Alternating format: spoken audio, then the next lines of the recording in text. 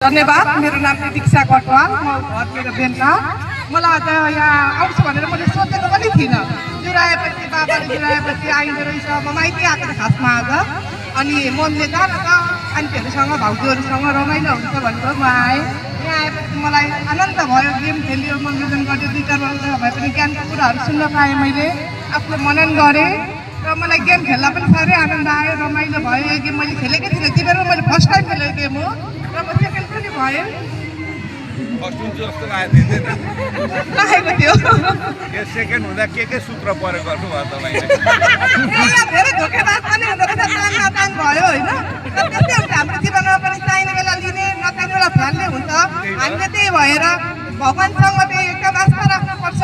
मान्छेसँग तान्दा आज जुन गेममा थाहा भयो, चाहिने बेला लिने, नचाहिने बेला फ्यालिदिने। भगवान्सँग आस्था राख्यो भने भगवान्ले जतिखेर पनि आफूलाई आफ्नो शरणमा लिनुहुन्छ भन्ने मलाई चाहिँ ज्ञान भयो।